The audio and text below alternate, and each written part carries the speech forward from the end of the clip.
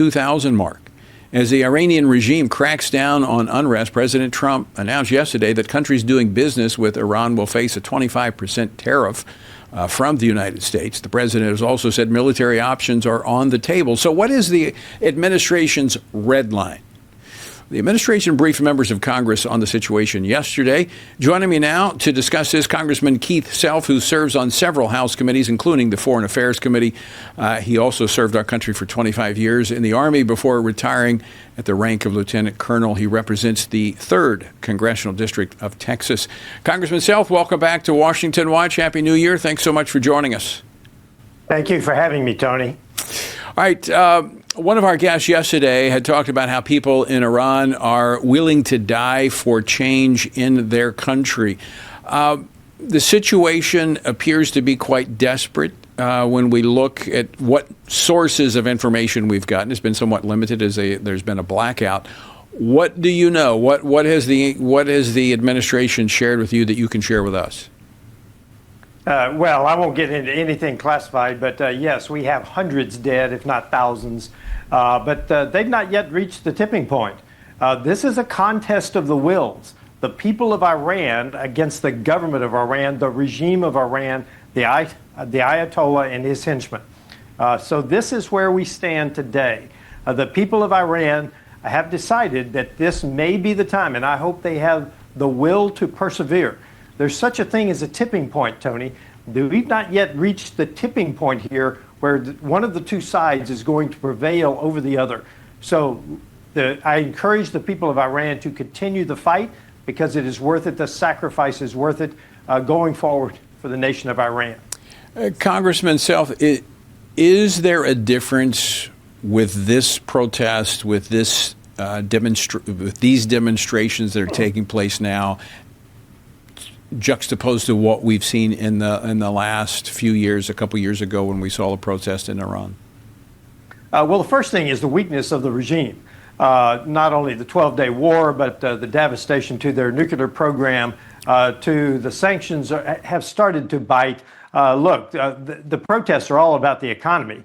They're not about the nuclear program or anything else. They're about the economy. So the economy is in pretty much dire straits. So that's why it started. So there are no quick fixes for this protest. In the past, the regime has been stronger. Now the regime is weaker internationally and domestic because of the prices, because of the inflation. So I think there are some calculable differences now because of the weakness of the regime.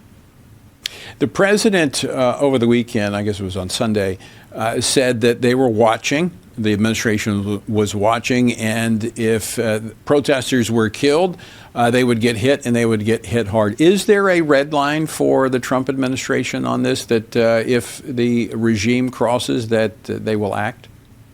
Well, I certainly can't speak for the administration because I'm not in the inner circle, but I believe there is. And if they continue to imprison more than 10,000, if they continue to kill upwards of several thousand or more, if the brutality increases, and they've now started to execute people.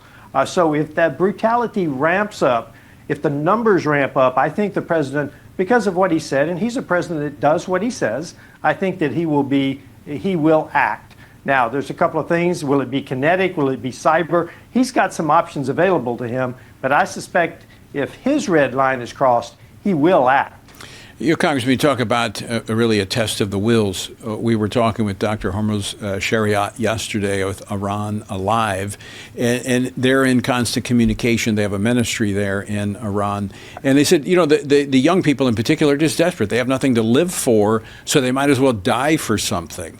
And I mean, when you have a population that's at that point that they have no reason to continue living under your repressive regime, and if they're going to die, they'd rather die for something that might lead to hope, the regime has a real problem on its hand, I would think.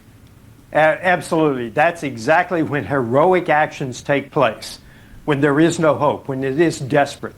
So I expect that we will start to see some heroic actions by the young people of Iran. And make no mistake about it, Iran is pretty young population-wise, so they do have, I think, a center of mass that can make a difference in these protests.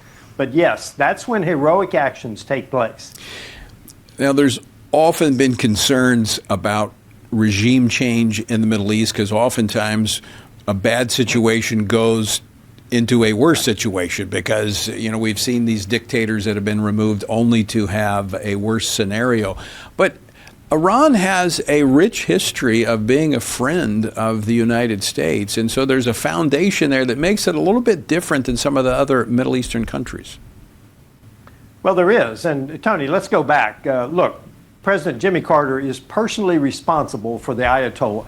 He put the Ayatollah in place, the original Ayatollah Khomeini, because he thought he would be better on human rights. What a mistake. The nation of Iran, the Iranian people have suffered for 45 plus years now, personally, because of Jimmy Carter. And now they are trying to fix it on their own, and we'll see if President Trump steps in. But history, yes, they are a very proud nation. They don't refer to themselves, they do refer to themselves as Persians. They want to be known as Persians, as a separate culture. What type of ally might we have there? I mean, we've got a great relationship with Israel, but Iran could be, under the right leadership, another ally for the United States in the Middle East. Well, absolutely. They are Shia Muslims as opposed to Sunni Muslims. Now, we tend to think of Shia as the more active, but actually it's the Wahhabis under Sunni Islam that are the most dangerous. So I believe that what you say could be true. If they reestablish Persian culture and Shia Islam under a benevolent regime of some sort, and I'm not going to get into nation building, if they can do that, what you say might be true. Speaking to history, going back to that point of desperation, that tipping point, the fall of the Berlin Wall, when the Eastern Europe was opened up, it really came to that tipping point where we saw those who wanted freedom and they understood what was available to them on the other side of the wall. They were willing to face whatever to bring it about, and it was a test of wills. And there came that tipping point. Of course, Ronald Reagan played a key role in that when he challenged Gorbachev to tear down the wall. And so the West, speaking into those desiring freedom, has a powerful impact.